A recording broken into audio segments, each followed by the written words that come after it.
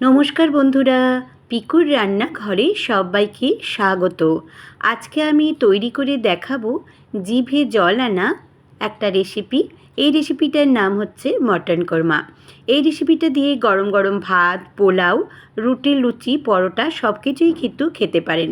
আর খেতেও হয় ভীষণই সুস্বাদু। তাহলে চলুন কীরমভাবে রেসিপিটি করে দেখানো যাক।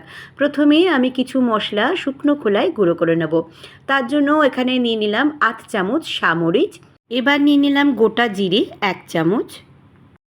দিয়ে দেব দুটো শুকনো লঙ্কা। এই সময় গ্যাসের ফ্লেমটা অবশ্যই কিন্তু আস্তে করে রাখবেন। দিয়ে দেব দুটো এলাচ, দুটো লবঙ্গ, দুটো দালচিনি। আর দিয়ে দেব এখানে গোটা ধনে 1 চামচ। একটা দিয়ে দিলাম তেজপাতা।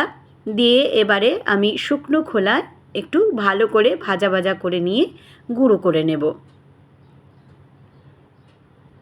এই রেসিপিটা বন্ধুরা অবশ্যই বাড়িতে তৈরি করবেন। কোনো অকেশানেও কিন্তু এই রেসিপিটি তৈরি করে ফেলতেই পারেন। এবার আমি দেখুন ঢেলে নিলাম, হামালদিস্তাতে নিয়ে গুঁড়ো করে নেব।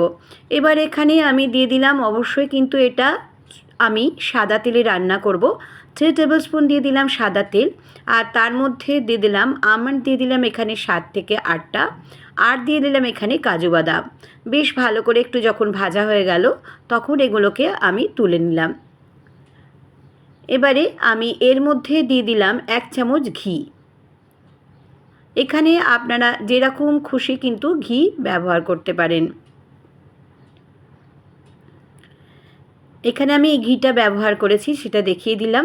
এবার এখানে আমি 3টে দিয়ে দিলাম বড় সাইজের পেঁয়াজ, যেগুলো আমি একটু হাতের সাহায্যে এইভাবে করে দিচ্ছি, যাতে লম্বা লম্বা করে কেটে নিয়েছি, যাতে ভালো করে কিন্তু এটা ভাজা হয়।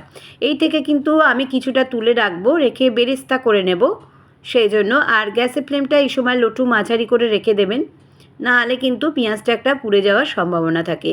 আর ধৈর্য সহকারে কিন্তু এই পেঁয়াজটাকে ভাজবেন, কারণ পেঁয়াজ থেকে প্রচুর পরিমাণে জল বেরোয় সেই কারণে।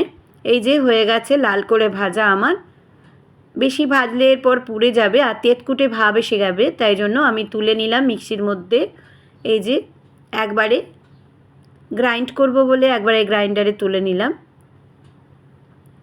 এবার কিছু মশলা এর মধ্যে দেব, গ্রাইন্ডারের মধ্যে আরও কিছু দিয়ে দিলাম। এখানে কিশমিশ 10 থেকে 15টা। আর যেটা ভেজে রেখেছিলাম আমন্ড আর কাজুটাও দিয়ে দিলাম। আর দিয়ে দেব এর মধ্যে মিষ্টি দই। আপনারা চাইলে এখানে টক দই ব্যবহার করতে পারেন, তবে কোরমাতে একটু মিষ্টি দই দিলেই কিন্তু খেতে বেশি ভালো হয়।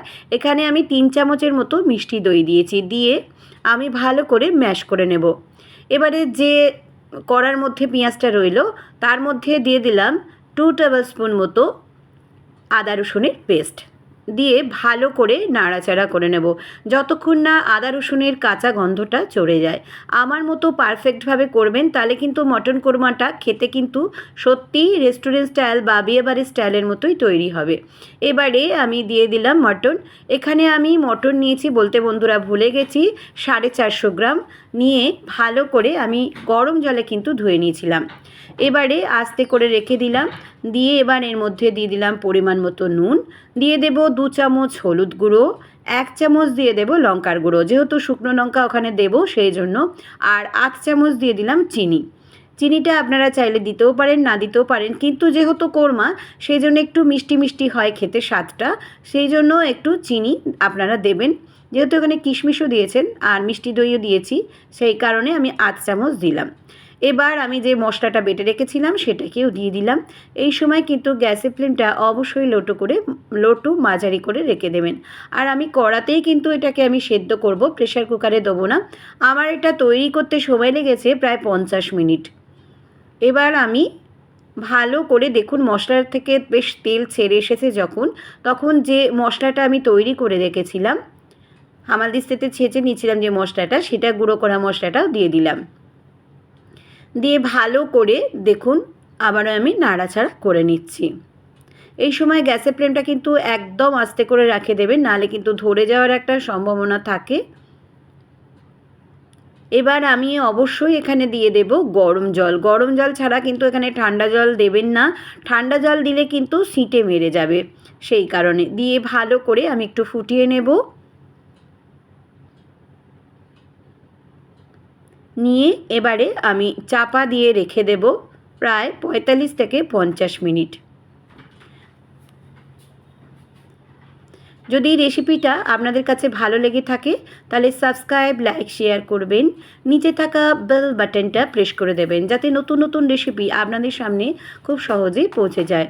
এবার আমি ঢাকনাটা খুলে নিলাম, নিয়ে আপনাদেরকে দেখিয়ে দিচ্ছি। এর আগেও কিন্তু 2-3 বার আমি ঢাকনা খুলে দেখে নিয়েছি।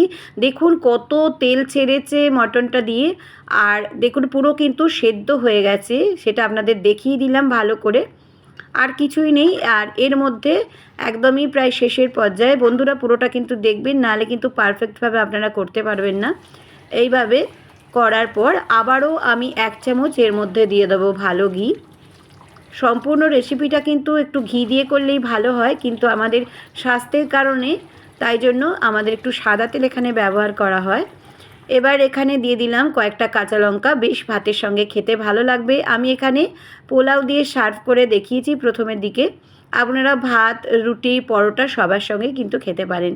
দেখুন কি সুন্দর দেখতে হয়েছে, শুধু দেখতে নয় খেতেও কিন্তু ভীষণই ভালো হয়েছিল। সবাই খুব ভালো থাকবেন, সুস্থ থাকবেন।